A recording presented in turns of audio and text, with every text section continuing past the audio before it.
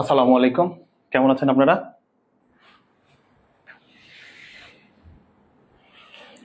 আমরা আবারও এসেছি লাইভ ক্লাসে। এখন আমরা দেখব সদ্য অনুষ্ঠিত অর্থাৎ আজকে সকালে অনুষ্ঠিত পাওয়ার গ্রিডের অ্যাটেন্ডেন্ট যে এক্সাম হয়েছে সেই এক্সামের আমরা গণিত সমাধান দেখব। তাহলে আমরা কিছুক্ষণের মধ্যে আমরা আমাদের কাঙ্ক্ষিত লাইভ ক্লাসে চলে যাচ্ছি। আপনারা আমাদের সাথে থাকুন। আমাদের ক্লাসটি শুরু হওয়া নাগাদ আমি অনুরোধ করব আপনারা আমাদের লাইভ ক্লাসটি শেয়ার করে দিন, অধিক মানুষকে দেখার সুযোগ করে দিন। আমরা সকালে একটি ক্লাস নিয়েছি, আবার দুপুরে আসছি। আমি জানিয়ে রাখি যে আমরা আগামীকাল থেকে একটি ক্লাস বা কোর্স থ্রো করেছি, যেখানে বলছি যে আগামী 20 দিনে আমরা গণিত জয় করব। অর্থাৎ গণিতের সব ভীতি আমরা 20 দিনের মধ্যে দূর করে ফেলবো। গণিতের যে মৌলিক ফাউন্ডেশন বা বেসিক ফাউন্ডেশন, সেটা আমরা এনি হাউ তৈরি করবো ইনশাল্লাহ।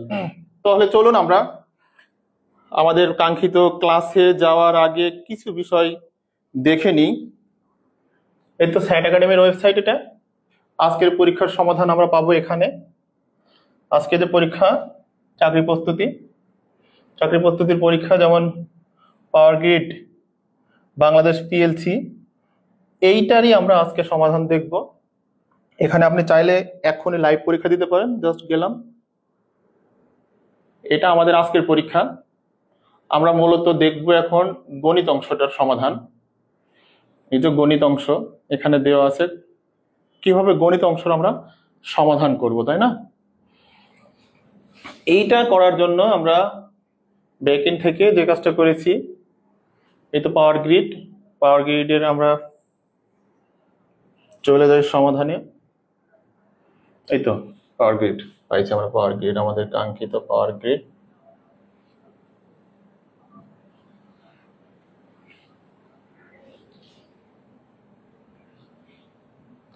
আমরা তো শুনতে পাচ্ছি এবং দেখতে পাচ্ছি। অনুগ্রহ করে কমেন্ট করে জানাবেন আপনারা আমাকে দেখতে পাচ্ছেন এবং শুনতে পাচ্ছেন কি না। কমেন্ট করুন এবং আমাকে উৎসাহিত করার জন্য অনুগ্রহ করে আমাদের আজকের লাইভ ক্লাসটি শেয়ার করুন। যাই হোক, আমরা প্রথমে যে অঙ্কটা দেখছি, প্রথমে আপনাদেরকে বলে নিই যে আপনি যখন গণিত করবেন, গণিতের ক্ষেত্রে আপনি প্রথমে অঙ্ক দেখে ঘাবড়িয়ে যান। এটা না ঘাবড়িয়ে তাৎক্ষণিক আপনি গণিতটা বা প্রশ্নটা পড়বেন। পড়লে প্রশ্নের মধ্যে উত্তর দেওয়া থাকে। এখানে বলছে যে মৌলিক সংখ্যা কোনটি, তাই না? কয়টি? এখানে মৌলিক সংখ্যা কয়টি? আমরা প্রথমেই দেখি মৌলিক সংখ্যা কাকে বলে। মৌলিক সংখ্যা কাকে বলে কে বলতে পারবে? একটু কমেন্ট করে জানান তো, মৌলিক সংখ্যা কাকে বলে? যেমন অনেক ধরনের সংখ্যা আছে। সকালেও আমি বলেছিলাম যে মৌলিক সংখ্যা, যৌগিক সংখ্যা, সহমৌলিক সংখ্যা, তারপর পূর্ণ সংখ্যা, তারপর অপূর্ণ সংখ্যা, ঋণাত্মক সংখ্যা, ধনাত্মক সংখ্যা, দশমিক সংখ্যা, ভগ্নাংশ সংখ্যা, মূলদ সংখ্যা, অমূলদ সংখ্যা, বাস্তব সংখ্যা, অবাস্তব সংখ্যা, সবকিছু মিলে নানান টাইপের সংখ্যা। মৌলিক সংখ্যাটা কি তাহলে? একজন অনুগ্রহ করে কমেন্ট করে জানাবেন মৌলিক সংখ্যাটা কি। বলেন তো মৌলিক সংখ্যাটা কি? একটু কমেন্ট করেন, মৌলিক সংখ্যাটা কি বলেন তো? মৌলিক সংখ্যা, তাই না? তাহলে আমরা প্রথমেই দেখবো মৌলিক সংখ্যা। মৌলিক সংখ্যা, মৌলিক সংখ্যা, মৌলিক সংখ্যা হচ্ছে যে এমন সংখ্যা যেই সংখ্যাকে শুধুমাত্র ওই সংখ্যা ছাড়া অন্য কোনো সংখ্যা দ্বারা ভাগ করা যায় না। অর্থাৎ অন্য কোনো সংখ্যা দ্বারা ভাগ করলেও নিঃশেষে বিভাজ্য হয় না, ভাগশেষ থাকে। যেমন আমি যদি বলি যে 1, 2, 3, 4, 5 up to dot dot dot n, n দ্বারা এখানে নোটেশন হচ্ছে ন্যাচারাল নাম্বার। ন্যাচারাল নাম্বার অর্থাৎ স্বাভাবিক সংখ্যা। এতে 1 থেকে শুরু করে উপরের দিকে যত যাচ্ছে, যত পূর্ণ সংখ্যা আছে, সবগুলাই এখানে স্বাভাবিক সংখ্যা।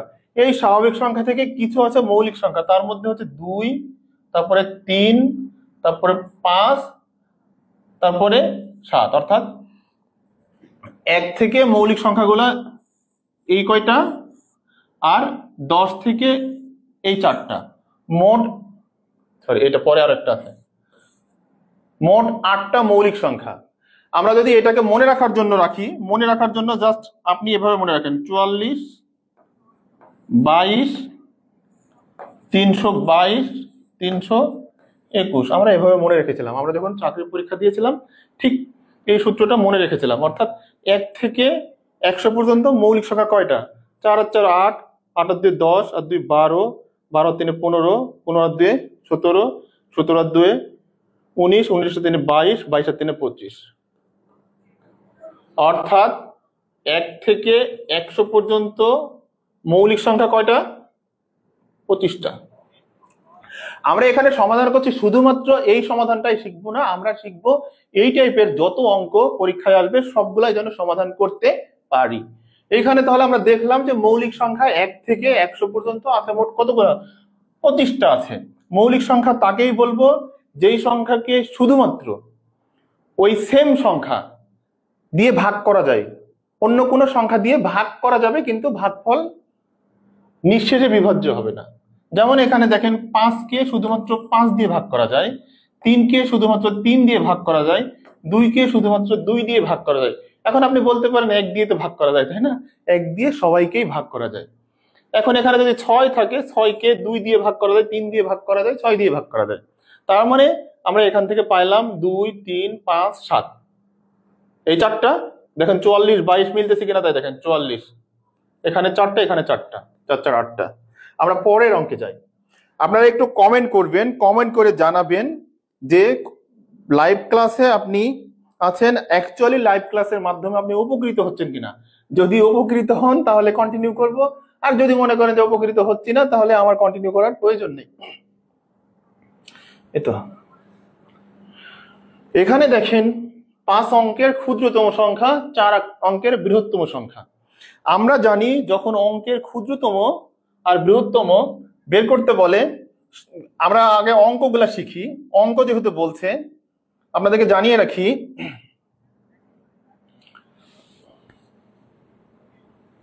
আমরা যেমন বাংলা ভাষায় বর্ণ জানি না, বর্ণ এ স্বরেয়, স্বরিয়া, রস্বই, এগুলো কি স্বরবর্ণ, তাই না তাহমিদ?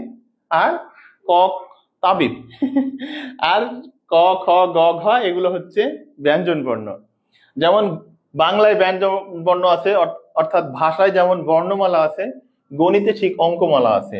অঙ্ক শুরু হয় কত থেকে? 0, তারপরে 1, 2, 3, 4, 5, 6, 7, 8, 9, মোট 10টি অঙ্ক আছে। মোট কয়টি অঙ্ক আছে? 10টি। এর ভিতরে ক্ষুদ্রতম কোনটা? 0। আর বৃহত্তম অঙ্ক কোনটা? 9। তাহলে এখানে বলছে দেখেন বৃহত্তম অঙ্ক। বৃহত্তম অঙ্ক কয়টা? 4টা বৃহত্তম অঙ্ক। তাহলে কয়টা 9 নিব? 4টা 9 নিব। আর ক্ষুদ্রতম সংখ্যা যদি করি তাহলে ক্ষুদ্রতম অঙ্ক কোনটা? 0। 0 তো কোনো সার্থক অঙ্ক না, 0 কোনো সার্থক অঙ্ক না, এটা ধনাত্মক না, ঋণাত্মক না, তবে অঋণাত্মক।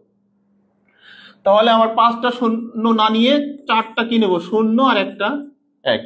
তাহলে দেখেন এখানে কয়টা অঙ্ক হয়েছে? 1টা, 2টা, 3টা, 4টা, 5টা। এটা একক, দশক, শতক, হাজার, অযুত। এখন এটা থেকে এটা বিয়োগ করলে হয় 1। এটা 1। পরেরটা যাই। আপনারা লাইভটা শেয়ার করবেন, কমেন্ট করবেন, আমাকে উৎসাহিত করবেন, তাহলে ক্লাসটা নিয়ে মজা পাবো। এই ক্লাসটা শেষে আজকে যতগুলো পরীক্ষা হয়েছে আমরা সবগুলো পরীক্ষার স্টেপ বাই স্টেপ লাইভ নিয়ে আমরা আপনাদেরকে দেখাবো যে গণিত অ্যাকচুয়ালি সব থেকে সহজ সাবজেক্ট। এখানে দেখেন কোন সংখ্যার 3 গুণের সাথে দ্বিগুণ যোগ করলে হয় 90। সংখ্যাটি কত? মানে এমন একটা সংখ্যা আছে যার দ্বিগুণ আর 3 গুণ দুইটা যোগ করব। 3 গুণ আর 2 গুণ যোগ করলে আমরা পাই কয় গুণ?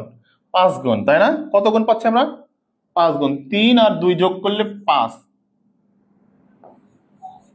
গুণ। আর এটা 5 গুণ সমান কত? 90। অর্থাৎ 1 গুণ ইকুয়াল টু 90 ভাগ 5।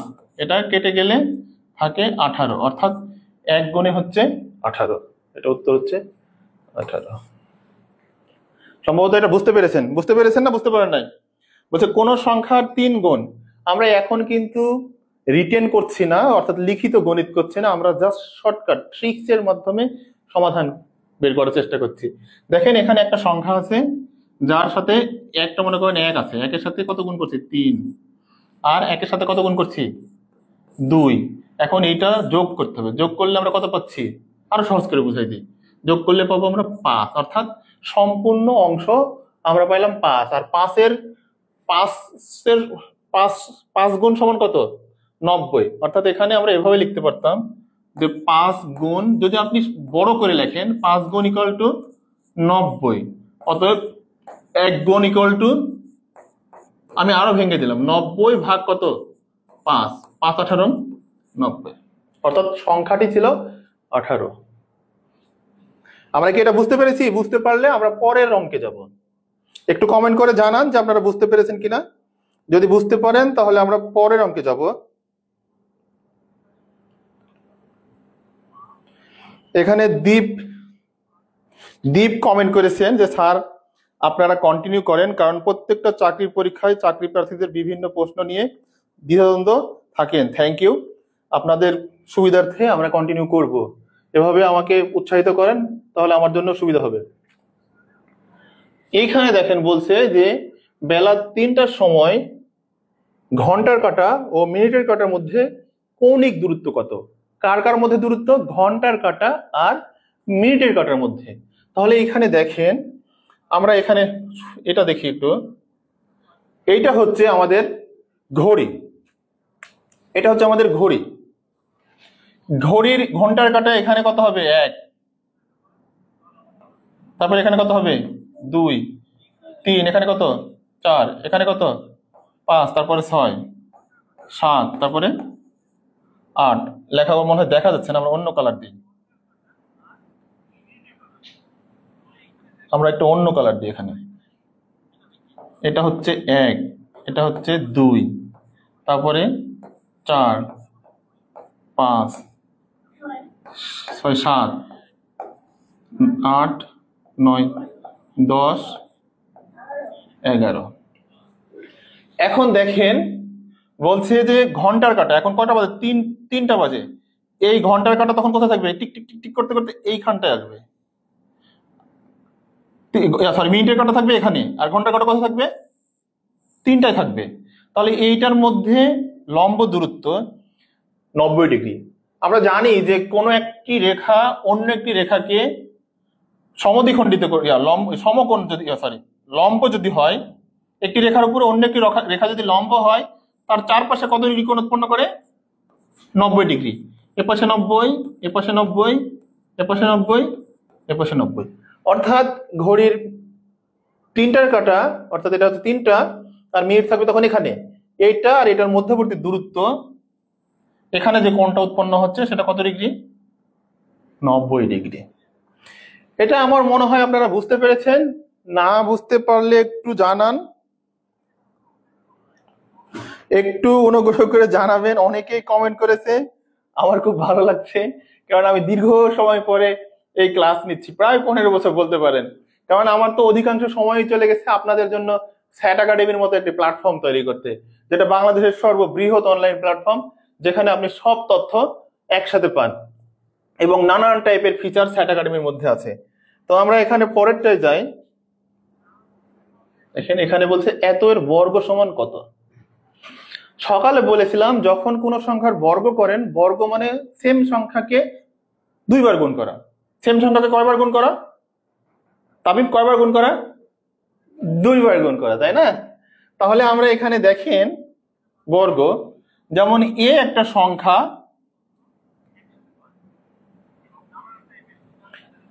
এ মনে করেন একটা সংখ্যা, এর সাথে যদি আরো একটা এ গুণ করি তখন আমি এটার পাই বর্গ সংখ্যা। ইংলিশে এটাকে বলা হয় স্কয়ার, আর বাংলাতে এটাকে বলা হয় বর্গ। আর জ্যামিতির ক্ষেত্রে এটা হয় হচ্ছে এরকম, জ্যামিতির ক্ষেত্রে হয় এরকম, এদিকেও সমান, এদিকেও, সব দিকে কি সমান। অর্থাৎ এটা যদি এ হয়, এটাও এ, এটাও এ, এটাও এ, তাহলে আমরা ইংরেজিতে বলছি এটাকে স্কয়ার, বাংলায় বলছি বর্গ। যদি সেন্টিমিটার হইতো তাহলে বর্গ সেন্টিমিটার, যদি মিটার হইতো বর্গ মিটার, যাই হোক না কেন যে এককে থাকবে বর্গ সেটা হবে আর কি। তাহলে আমরা বলছি যে বর্গ মানে একই জিনিসকে 2 বার গুণ করব। যদি এখানে 2 থাকে তার মানে 2 দিয়ে 2 কে গুণ করলে পাবো 4, আর 0.2 যদি থাকে তাহলে 2.2 ইকুয়াল টু 2 দুগুণে 4। কিন্তু গুণ যখন করব দেখবো দশমিকের পরে কয়টা অঙ্ক আছে, এখানে একটা, এখানে কয়টা? একটা। এক আর একে কয়টা হলো? 2টা। তার মানে 2টা অঙ্ক পূর্ণ করতে সার্থক অঙ্কের বাম পাশে একটা শূন্য দিতে হবে, সার্থক অঙ্কের বাম পাশে একটি শূন্য দিতে হবে, কারণ 2 অঙ্ক এখানে পূর্ণ হচ্ছে না। তাহলে এইটার সাথে এটাই গুণ করব আমরা। এবার এটা দেখি, তাহলে আমরা এইটার সাথে এটা গুণ, অর্থাৎ 0.000.004 গুণ 0.004। এটা গুণ করলে 4 4 কত হয়? 16। সার্থক অঙ্ক যেহেতু এখানে কয় ঘর পরে দশমিক হবে? দশমিক এখানে কয় ঘর পরে হবে? এখানে 3 ঘর, আর এখানে কয় ঘর? 3 ঘর। 3 আর 3 যোগ করলে কয় ঘর হবে? 6 ঘর। অর্থাৎ দশমিকের পরে 6টা অঙ্ক থাকবে। তাহলে বামের দিকে বসাই, 1টা অঙ্ক, 2টা অঙ্ক, 3টা অঙ্ক, 4টা অঙ্ক, তারপরে এখানে দশমিক। অঙ্কে দেখেন মোট কয়টা অঙ্ক? 2 3 আর 3 6টা। এখানে গণেন 1 2 3 4 5 6। এটা উত্তর। আশা করি এটা আপনারা বুঝতে পেরেছেন। যদি বুঝতে না পারেন তবে কমেন্ট করবেন, আমি ফার্দার বুঝাবো। আর খুবই ভালো লাগছে আপনারা অনেকে এখন ভিডিও দেখছেন। আমাদের এরপরে আবারও লাইভ ক্লাসে আসবো, এটার পরে ঠিক আরো একটি লাইভ ক্লাস করাবো। আপনারা এগুলো দেখতে থাকেন, আশা করি কাজে দিবে। কারণ কালকে থেকে আমরা একটি চ্যালেঞ্জ ছুড়ে দিয়েছি যে আগামী 20 দিনে আমরা গণিতকে জয় করবই করব। এখানে আমি মুখে বললে হবে না, আমার সাথে আপনাকে কাজ করতে হবে, আমার ক্লাসগুলো দেখতে হবে। তারপরে যাই আমরা, দেখেন এখানে বলছে যে 12টি আম, 16টি লিচু, 24টি আপেল। যাই হোক, এখানে অন্য কিছু থাক না কেন, এখানে আম, তারপরে লিচু আর আপেল সর্বোচ্চ কতজনের মধ্যে সমানভাবে ভাগ করে দেওয়া যাবে? মানে 12টি, 16টি এবং 24টি আমরা সমানভাবে ভাগ করে দেব, যেন সবাই সমান সংখ্যক আম পায়, লিচু পায় এবং আপেল পায়। এই সকল ক্ষেত্রে আমরা জানি গসাগুর একটি ধারণা আছে, গসাগু, গরিষ্ঠ সাধারণ গুণনীয়ক। আমরা যখন লসাগু গসাগু করব এই বিষয়গুলো নিয়ে ডিটেলস আলোচনা করব।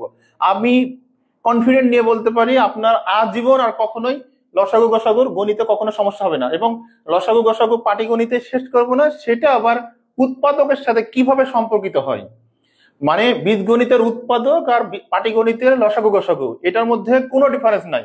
কারণ পাটিগণিতেরই একটি রূপ হচ্ছে বীজগণিত। তাহলে আমরা এখানে দেখেন, দেখি এটা 12 না, এখানে দেওয়া আছে 12 16 24। এটা তো আমি তো বা আপনি তো দেখা মাত্র উত্তর বের করতে পারবেন, কিন্তু আমরা জাস্ট ডিটেলস জানতে চাচ্ছি। 12 16 আর 24। এখন 12কে কোন সংখ্যা দিয়ে ভাগ করা যাবে? 16কেও ভাগ করা যাবে, 24কেও ভাগ করা যাবে। সহজ বুদ্ধি হচ্ছে, আমি একটু ডিটেলস দেখাই তারপর সংক্ষেপে বলছি, এইটা গসাগু বের করতে হবে। গসাগু মানে বলি আগে, গসাগু ইকুয়াল টু গরিষ্ঠ সাধারণ গুণনীয়ক। তাহলে এটা দিয়ে কি বলছি? গুণনীয়ক। দেখেন আমি একটি শব্দ লিখেছি গুণনীয়ক। গুণনীয়ক মানে ভাজক। কোন সংখ্যাকে ভাগ করলে সেটার নাম, যেটাকে ভাগ করছি সেটা ভাজ্য, যা দিয়ে ভাগ করি সেটা ভাজক, যে ফল পাই সেটা ভাগফল, আর যেটা শেষে থাকে সেটা হচ্ছে ভাগশেষ। তো এখন যদি ভাগশেষ না থাকে, যদি ভাজকের ভাগশেষ না থাকে, তখন ওই ভাজকের নাম হচ্ছে গুণনীয়ক। যে ভাজকের ভাগশেষ থাকে না সেইটার আরেকটা নাম গুণনীয়ক। অর্থাৎ আমরা বলতে পারি সকল ভাজক গুণনীয়ক, সকল ভাজক গুণনীয়ক, কিন্তু সকল গুণনীয়ক ভাজক নয়। তাহলে এখানে এমন একটি গুণনীয়ক, গসাগু মানে এমন একটি গুণনীয়ক, সাথে দেখেন এখানে একটা লেখা আছে সাধারণ। সাধারণ, আমরা কথায় কথায় বলি না যে আমরা খুব সাধারণ বা সাধারণ পাবলিক, এই টাইপের কথা বলি না, এখানে দেওয়া আছে সাধারণ। সাধারণ মানে কমন, সবগুলার সাথে এটা দিয়ে ভাগ করা যাবে। গসাগু মানে যে এমন একটা সংখ্যা, যেই সংখ্যাগুলার গসাগু বের করব ওই সংখ্যা দিয়ে সবগুলাকে ভাগ করা যাবে, ভাগ করলে ভাগফল নিঃশেষে বিভাজ্য হবে। তাহলে আমরা এখানে দেখি, এখানে গসাগু করি। প্রথমে আমরা এভাবে গসাগু শিখছিলাম ছোটবেলায়। যদি 4 দিয়ে ভাগ করি তাহলে এখানে কত? 3, এখানে কত? 4, এখানে কত? 4 6 24, তাই না? তার মানে আমি এই 4 দিয়ে 4 দিয়ে এটাকেও ভাগ করতে পারবো, এটাকেও, এটা লসাগু, সরি এটা লসাগু হচ্ছে, আমি 4 দিয়ে এটাকেও ভাগ করতে পারবো, এটাকেও ভাগ করতে পারবো, এটাকেও ভাগ করতে পারবো। সহজ কথা হচ্ছে যে এইটা যদি যখন আপনি করবেন না, তখন এমন একটি সংখ্যা যে সংখ্যা দিয়ে এটাকেও ভাগ করা যাবে, এটাকেও ভাগ করা যাবে, এটাকেও ভাগ করা যাবে। তাহলে আমি এই 4টা দিয়ে যদি এখানে ভাগ করি, তাহলে এখানে থাকে 3, এখানে কত 4 4 16, এখানে কত 4 6 24, কিন্তু 3 দিয়ে আমি 12কে ভাগ করতে পারবো, 16কে পারবো না। 6 দিয়ে আমি 12কে ভাগ করতে পারবো, 16কে পারবো না। 8 দিয়ে আমি 16কে ভাগ করতে পারবো, 24কে পারবো, কিন্তু 12কে পারবো না। এই কারণে এটা উত্তর আর এগুলা ফলস। তাহলে আমরা পরেরটায় যাই। দেখেন এখানে বলছে এর বিয়োগফল কত, -30 আর -40 এর বিয়োগফল কত। আমরা যখন বিয়োগ করতে বলে আমরা তখন কি করব হচ্ছে যে প্রথমটা থেকে দ্বিতীয়টা বিয়োগ করব, কারণ এখানে ঊর্ধ্ব আছে, এখানে বলে নাই যে -30 থেকে 40 বিয়োগ করো, কিন্তু যেহেতু প্রথমে এটা আছে পরে এটা আছে, তার মানে বোঝাই যাচ্ছে যে 30 থেকে 40 বিয়োগ করতে হবে। তাহলে এইখানে যখন আমরা বিয়োগ করব, বীজগণিতে আমরা জানি যদি a প্লাস b এর সাথে a মাইনাস b এটাকে বিয়োগ করতে বলে, বীজগণিতে যেটা জানি, এখন এখানে বলেছে কি বিয়োগ করো, বিয়োগ করো। আমাদেরকে বললো যে এটা থেকে এটা বিয়োগ করো। বিয়োগ করবো কোনটা, প্রথম রাশি থেকে দ্বিতীয় রাশি, এটা হচ্ছে প্রথম রাশি, আর এটা কি কত রাশি, দ্বিতীয় রাশি। এটা থেকে এটা যখন বিয়োগ করব, এর বামে কিছু নাই, মানে এর চিহ্নের পরিবর্তন হবে। তখন আগে ছিল প্লাস, এখন হবে মাইনাস। এটা এখন ছিল কি, আগে ছিল মাইনাস, এটা হয়ে যাবে কি প্লাস। এখন আমাকে যোগ বিয়োগ করতে হবে, এটা এটা কি হয়ে যাবে, কেটে যাবে, থাকবে কয়টা বি, দুইটা বি। এইখানেও সেম কাহিনীটাই ঘোরাইছে, এখানেও সেম জিনিসটাই হবে, কারণ আমাকে বলছে যে -30 থেকে 40 বিয়োগ করতে হবে। মাইনাস বিয়োগ করলে মাইনাসটা এখানে কি হয়ে যাবে, প্লাস। 40 আর 30 যোগ করলে এখন কত হবে, 10। এই বিয়োগের নিয়ম হচ্ছে যে যেটা বামে বড় চিহ্ন থাকবে, 40 বড় না 30 বড়, এখন এখন 40 বড়, কারণ 40-এর বামে কি আছে, প্লাস, কিন্তু আগে ছিল 30 বড়। আচ্ছা বলেন তো, আপনাদেরকে বলি, -30 বড় নাকি 40 বড়? কমেন্ট করে জানান তো, আপনি একটু অনুগ্রহ করে কমেন্ট করে জানান তো, -30 বড় না 40 বড়? আমি একটু জানতে চাচ্ছি, একটু একটু কমেন্ট করে জানাবেন যে এখানে কত বড়, -30 বড় নাকি 40 বড়? এখানে আপনাদেরকে একটি বিষয় জানিয়ে রাখি, সকালেও দেখাইছি, সংখ্যা রেখা। সংখ্যা রেখার এই বিন্দুটাকে বলা হয় 0, এই বিন্দুটাকে কি বলা হয়, 0। এদিকে যদি যায় তাহলে প্লাস হয়, আর এদিকে গেলে কি হয়, মাইনাস হয়।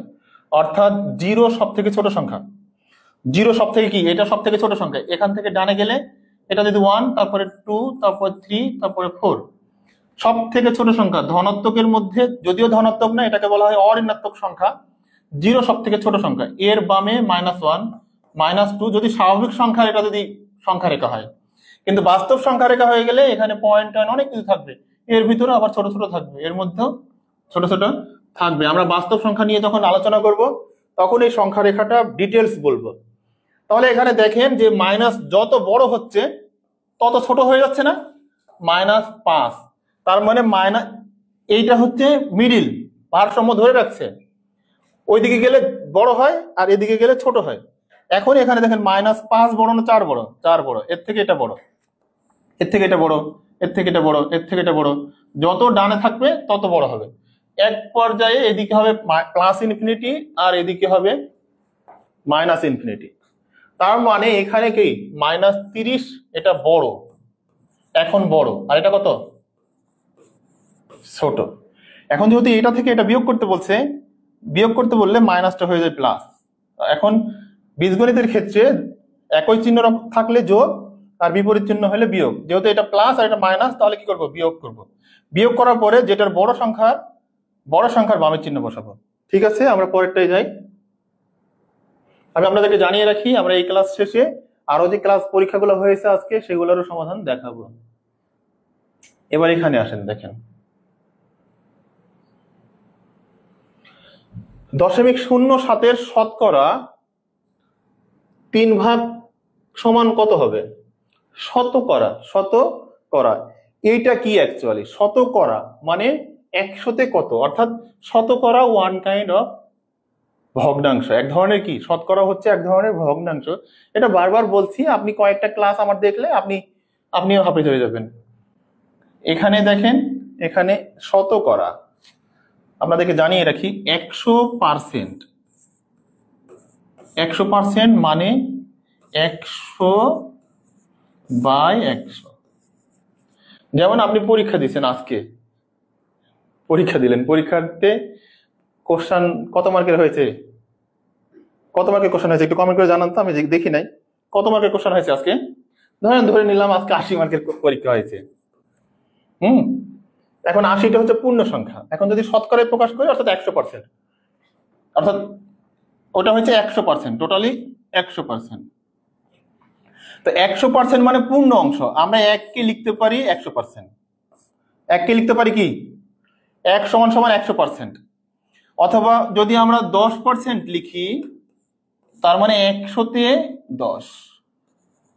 সহজ করে যদি বলি, একেবারে সহজ করে যদি বলি, শতকরা মানে 100-এর ভগ্নাংশ।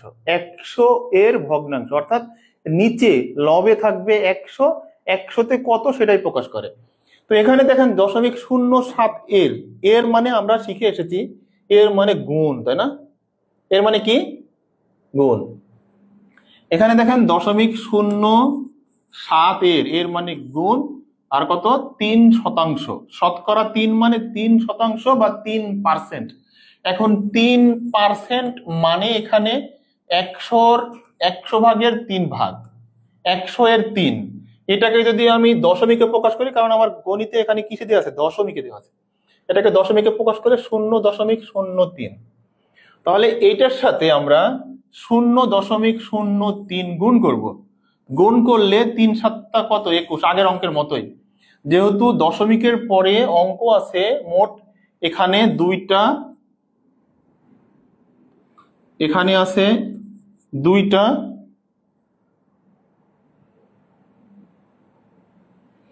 আর এখানে আছে কয়টা?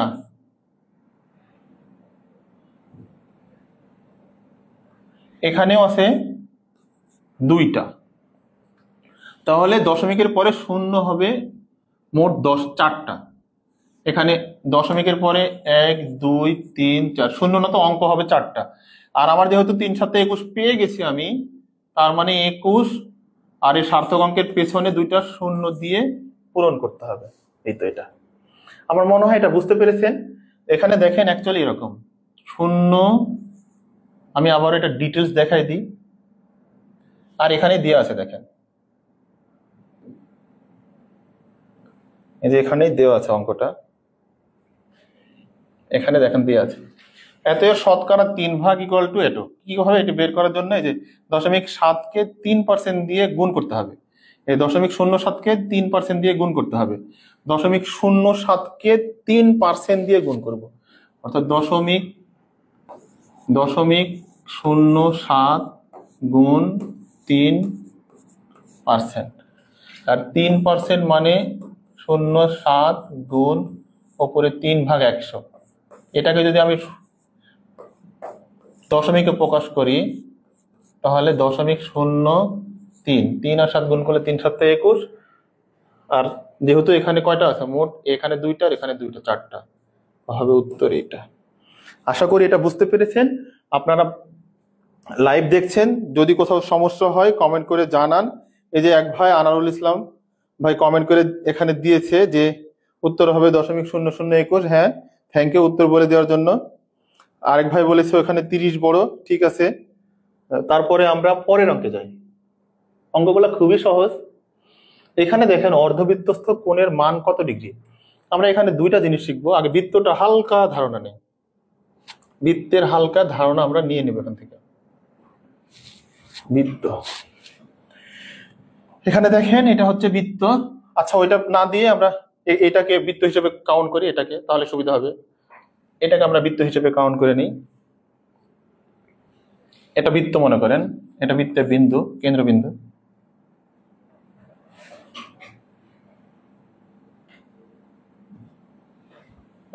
এটা হচ্ছে কেন্দ্রবিন্দু, আর এইটা এদিক দিয়ে এটা এটা পরিধি, এটা বৃত্তের পরিধি। বৃত্তের কেন্দ্র দিয়ে যেটা যায় সেটার নাম হচ্ছে ব্যাস। সেটার নাম কি?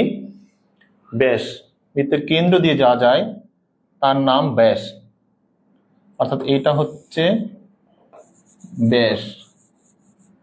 আর এর অর্ধেক এটা হচ্ছে কি বলেন তো? ব্যাসার্ধ, না? অর্থাৎ ব্যাসের ব্যাসের অর্ধেক হচ্ছে ব্যাসার্ধ। ব্যাসের অর্ধেক কি? ব্যাসার্ধ। তো আমরা জানি বৃত্ত, এটা তো বৃত্ত আঁকাইলাম, তো এটা বৃত্তের কেন্দ্র। বৃত্তের ব্যাস থেকে এটা ব্যাস আঁকাইলাম। এখান থেকে যে কোনো পাশে যদি একটা বিন্দু নিই, ধরেন এখানে যে কোনো জায়গায় একটা বিন্দু নিন, আপনি যে কোনো জায়গায় একটা বিন্দু নিন, এখানে নিন বিন্দু, বিন্দু থেকে এভাবে যদি যোগ করেন তাহলে এটার মান হবে 90 ডিগ্রি।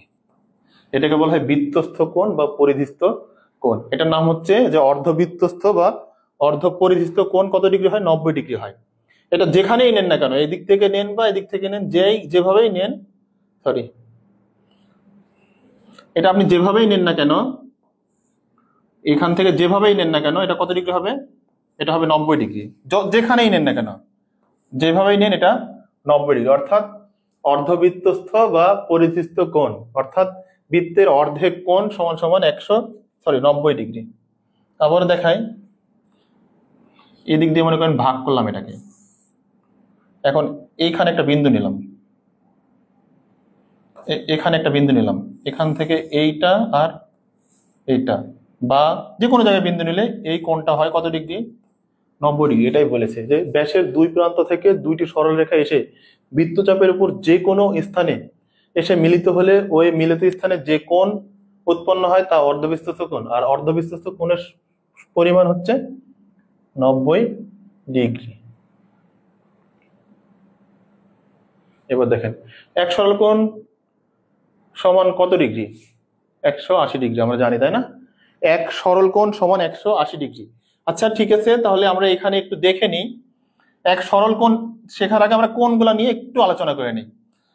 দুইটি রেখা পরস্পর এসে মিলিত হলে যেটা মধ্যবর্তী যে ফাঁকা অংশ সেটাকে বলা হয় কোণ। অর্থাৎ এটা একটা রেখা,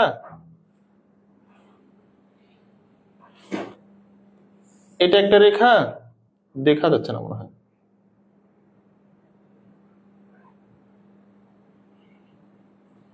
এটাকে উপরে তুলে দিই, আমরা একটু উপরে রাখি। এটা মনে করেন এটা একটা রেখা, এটার সাথে আরেকটা রেখা এসে মিলিত হয়েছে, এটা হচ্ছে কোণ। আর যদি 90 ডিগ্রি হয়, এটা হচ্ছে 90 ডিগ্রি, এটার নাম সমকোণ। 90 ডিগ্রির নাম হচ্ছে সমকোণ।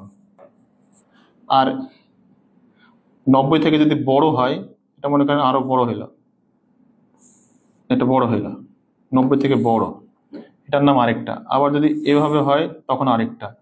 আবার যদি আরো বড় হয়, কথার কথায় এদিক দিয়ে এটা। আর পুরো কোণ যখন এটা যখন পুরোটা হয়ে যাবে তখন একটা। আমরা সবগুলোর নাম দেখি, কিন্তু এখানে যেটা দেখছেন না ছোট, এটার নাম সূক্ষ্মকোণ। সূক্ষ্মকোণ, সূক্ষ্মকোণের থেকে যখন বড় হয়ে যাবে 90 ডিগ্রি সমান, তখন হবে কি? সমকোণ। সমকোণের থেকে যখন বড় হবে তখন হবে স্থলকোণ।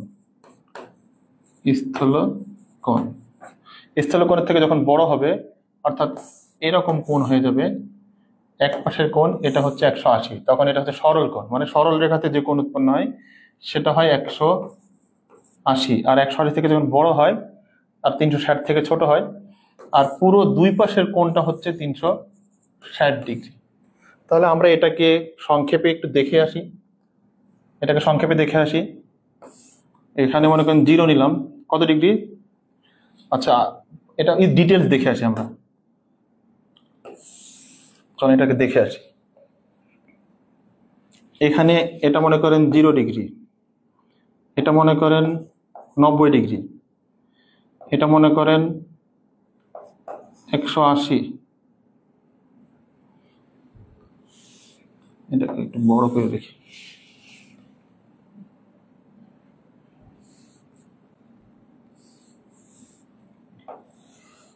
এটা ধরলাম 0 ডিগ্রি,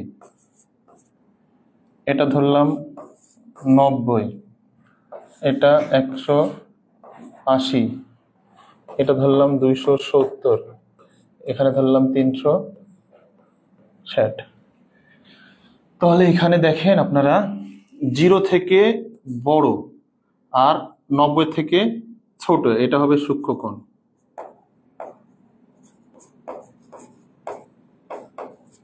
আর 90 এর সমান সমান যদি হয় তাহলে এটা হবে সমকোণ। সমকোণ, তাই না? আর যদি 90 থেকে বড়, অর্থাৎ 90 থেকে যদি বড় হয় তাহলে এটা হবে স্থূলকোণ। স্থূলকোণ। আর 180 ডিগ্রি সমান যদি হয় তাহলে এটা হবে সরল কোণ। বা এইটা এখানেই 180তেই তৈরি হয় কি সম্পূরক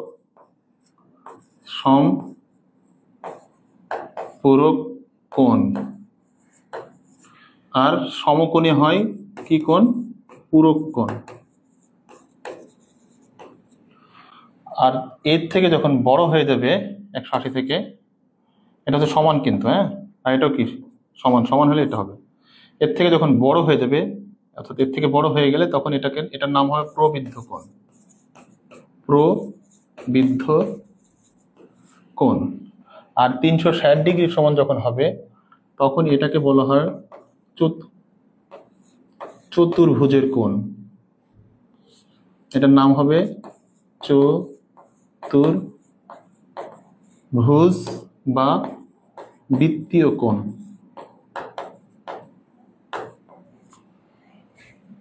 আর যেটা 180 ডিগ্রি, এটা আবার ত্রিভুজের কোণ। ত্রিভুজের কোণ। তাহলে এখানে দেখেন খুব মজার একটা জিনিস দেখাচ্ছি। সূক্ষ্মকোণ মানে 0 ডিগ্রি থেকে বড়, 90 থেকে ছোট। 90 সমান যখন হয় তখন সেটার নাম বলা হয় সমকোণ বা পূরক কোণ। এখানেই তৈরি হয় পূরক কোণ। এর থেকে বড় হলে সেটার নাম হচ্ছে স্থূলকোণ। আর 180 ডিগ্রি সমান হলে সেটা সরল কোণ বা সম্পূরক কোণ এখানে তৈরি হয়, বা ত্রিভুজের কোণ। আমরা জানি ত্রিভুজের 3 কোণের সমষ্টি 2 সমকোণ। আর এর থেকে যখন বড় হয় তখন এটা প্রবৃদ্ধ কোণ। আর প্রবৃদ্ধ কোণ এটা দরকার নাই। আর যখন 360 সমান হয় তখন সেটা হচ্ছে বৃত্তীয় কোণ বা চতুর্ভুজের কোণ। আমি এতগুলো বললাম কি কারণে? কারণ আপনাদের বিভিন্ন পরীক্ষায় এই ধরনের কোশ্চেনগুলো আসতে পারে। তার মানে শুধুই প্রশ্ন সমাধান না, আমরা অন্য কিছু শিখে নিচ্ছি। এক সরল কোণ সমান সমান 180 ডিগ্রি। এর পরেরটায় যাই। 1 মিটার সমান কত ইঞ্চি? আমরা তো জানি তো 1 মিটার সমান সমান, এটা মুখস্থ 39.37 ইঞ্চি। তারপরে দেখেন এখানে এটা সমান সমান কত? x plus y equal to 12 আর x minus y equal to 2। x y এর মান কত? আমরা সূত্র জানি কি, দেখেন একটা সূত্র আমরা জানি, a plus b whole square equal to a square plus b square plus 2ab। আরেকটা জানি a minus b whole square equal to a square plus b square minus 2ab। এখন এটা থেকে এটা যদি বিয়োগ করি আমরা, এটার চিহ্ন বিয়োগ চিহ্ন বলবে, এটার বামে কি বলবে? বিয়োগ, এটার বামে বিয়োগ, আর এটার বামে যোগ। এটা বিয়োগ করলে হবে a plus b whole square minus a minus b whole square equal to এটা আর এটা কেটে যাবে, এটা আর এটা কেটে যাবে, থাকবে 4টা ab। আমাকে এখানে বের করতে বলেছে কি? এটার মান। তারপরে a plus b whole square minus a minus b whole square, এর পাশে 4 তো, তার মানে এর পাশেও 4 দিয়ে ভাগ হবে, এখানেও 4 দিয়ে ভাগ হবে, মাঝখান থেকে 4 কেটে গেল। অর্থাৎ ab ইকুয়াল টু আমরা জানি a plus b whole square by 4 minus a minus b whole square by 4। এটাকে যদি আরো ভালোভাবে লিখি, সূত্র আমরা যেটা জানি, ab equal to x equal to x minus y by 2 whole square minus, sorry এটা প্লাস হবে, x minus y by 2 whole square. 12 কে 2 দিয়ে ভাগ করলে 6, তার মানে 6 স্কোয়ার ইকুয়াল টু 6 6 কত? 36। আর 2 কে 2 দিয়ে ভাগ করলে 1, 1 কে 1, 36 থেকে 35 বাদ 1 বাদ দিলে থাকে 35। আমরা এখানে প্রতিপাদন করে দেখাইলাম যে সূত্রটা অ্যাকচুয়ালি কিভাবে আসছে। সূত্র আপনি তো মুখস্থ করেছেন যে আমরা জানি ab ইকুয়াল টু, সূত্র তো মুখস্থ জানি, ab equal to a plus b by 2 whole square minus a minus b by 2 whole square. এটা অ্যাকচুয়ালি এখান থেকে এসেছে। তারপরেরটা দেখি আমরা, বলছে যে এত এত এর পরবর্তী সংখ্যাটি কত। এখানে অ্যাকচুয়ালি এটা এটা একটা অনুক্রম বা সিকোয়েন্স বলা হয়, এটা বর্গের সিকোয়েন্স, কারণ এমন একটি সংখ্যা যেটা বর্গের সিকোয়েন্স এটা এরকম। তার মানে কত, এখানে 2 এর বর্গ 4, সরি 2 এর বর্গ 4, 3 এর বর্গ 9, 4 এর বর্গ কত, এভাবে 5 এর বর্গ কত হবে, এভাবে চলতে থাকবে এটা। তারপর 6 এর বর্গ, তারপর 7 এর বর্গ, এভাবে চলতে থাকবে। যেহেতু আমরা 2 এর বর্গ করলে 4 পাই, 3 এর বর্গ 9, 4 এর বর্গ কত 16, আর 5 এর বর্গ হবে কত 25। তার মানে পরের সংখ্যাটা হবে 25। এর পরেরটা দেখেন আপনারা, অঙ্ক বলছে যে 1 ঘন্টা 10 মিনিট 7 ঘন্টার কত অংশ। এইখানে আপনারা যেটা করবেন, এখানে দেখেন 7 ঘন্টার কত অংশ। অ্যাকচুয়ালি মূল অংশটাই হচ্ছে 7 এর কত অংশ। আমরা যখন ভগ্নাংশ করি না, ভগ্নাংশের মূল অংশটাকে আমরা সবসময় কোথায় লিখি, নিচে লিখি। যেমন আপনি 50 মার্কের পরীক্ষা দিবেন, 50 মার্কের যদি পরীক্ষা দেন, তার মানে 50 কে উপরে থাকে না নিচে থাকে। 50 আপনি তো 51 পাবেন না, পাবেন নাকি, পাবেন না। তাহলে কত পাবেন, 50 সর্বোচ্চ 50 বা 50 20, এভাবে পাইতে পারেন। একইভাবে এখানে মূল সংখ্যাটা হচ্ছে 7, তার মানে 7 আমি প্রথমে নিচে লিখবো। 1 ঘন্টা, 1 ঘন্টা কে আমরা ঘন্টায় প্রকাশ করব, 10 মিনিটকে। তাহলে 1 পূর্ণ কত হবে, 1 এর 6। তার মানে এখানে 0 ছিল আর এখানে 0 ছিল, এই 0 0 কেটে গেল, 1 পূর্ণ 1 এর 6। তার মানে উপরে 7 নিচে 6। এটাকে যদি আমি এটাকে 7 কে উপরে তুলি, 7 কে যদি উপরে তুলি, তার মানে এখানে 7/6 হবে, গুণ 1 কত হবে 7। এটা কেটে গেলে থাকে 1/6। আশা করি এটা মনে হয় বুঝতে পেরেছেন। তারপর এটা যে আমরা 15 নম্বর, 100 মিলিয়ন সমান কত। আমরা এখানে মিলিয়নের যে বিষয়টা জানি, মিলিয়নটা আমরা দেখি একটু। মিলিয়নের ক্ষেত্রে অনেক অনেক সহজ। আমরা তো নর্মালি আমাদের যে বাংলায় যে গণিতটা শিখি, সেখানে কি শিখি, প্রথমে একক, তারপর দশক, তারপরে শতক, তাই না, তারপরে হাজার, তারপর অযুত, তারপরে লক্ষ, তারপর নিযুত, তারপর কোটি। কিন্তু ইংলিশে এগুলো খুবই সহজ। প্রথমে তো একক দশক আছেই, তো প্রথমে একক দশক তো আছেই, তারপর শতকও আছে, এরপরে হাজার। এখানে সবসময় 3 ঘর করে বাড়ে। কয় ঘর করে বাড়ে, 3 ঘর করে বাড়ে। অর্থাৎ 10টা অঙ্কে হয় 1 বিলিয়ন। কয়টা অঙ্কে 1 বিলিয়ন হয়, 10টা অঙ্কে। কিন্তু আমরা এখানে এভাবে করি যে একক, দশক, শতক, হাজার, অযুত, লক্ষ, নিযুত, কোটি। নিযুত, কোটি। তার মানে আমরা এখানে কি জানি, দেখলাম যে 1000 মিলিয়নে কি হয়, 1 বিলিয়ন হয়। তাহলে 100 মিলিয়নে কত হবে, 100 মিলিয়নে তো আমরা এখানে পাচ্ছি।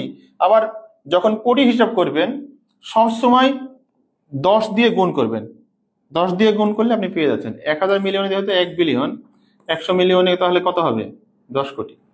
এখানে 100 মিলিয়ন সমান সমান 10 কোটি, কারণ আমরা জানি 1 মিলিয়ন সমান সমান, সরি 1 কোটি সমান সমান 10 মিলিয়ন জানি। তাহলে 100 মিলিয়নে কত হবে, 100 ভাগ 10, তার মানে 10 কোটি।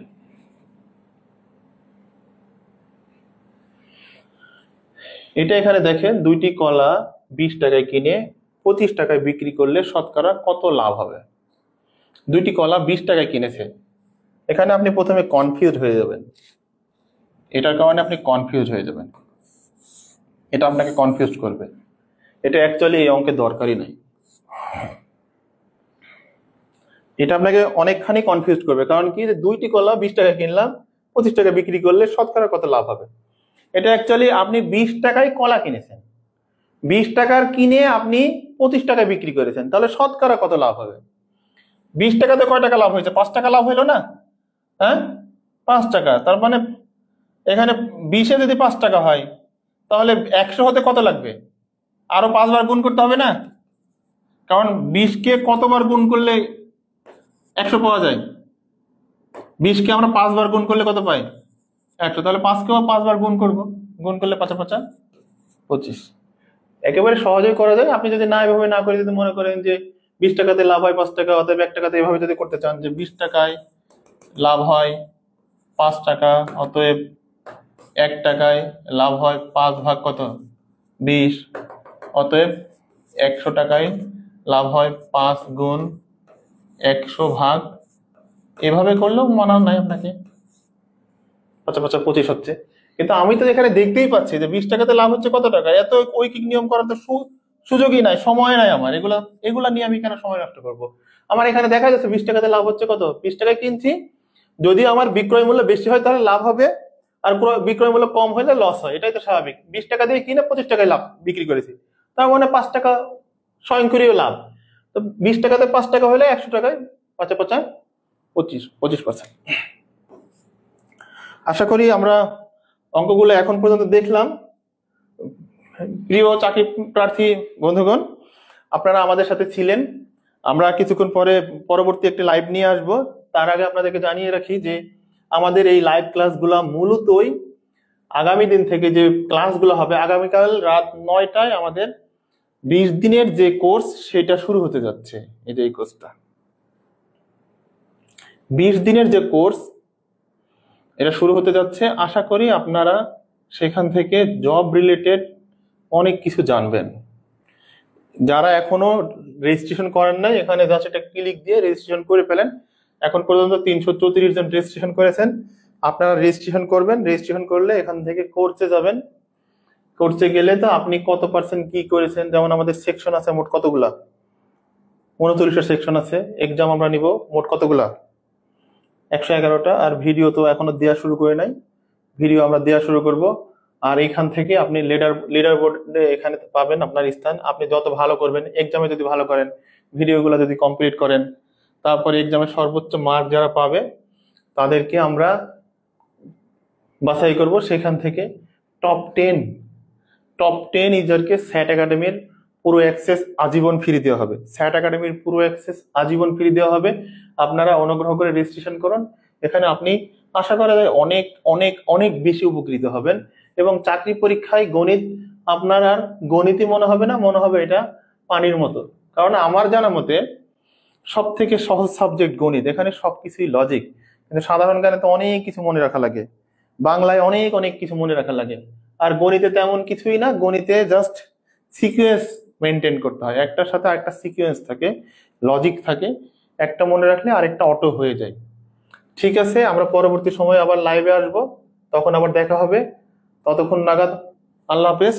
সবার সুস্বাস্থ্য কামনা করছি, সবার মঙ্গল কামনা করছি। আপনারা সাথে আছেন, সাথে থাকবেন, আমাদের পরবর্তী লাইভ ক্লাসগুলো শেয়ার করে উৎসাহিত করবেন। ধন্যবাদ। আসসালামু আলাইকুম।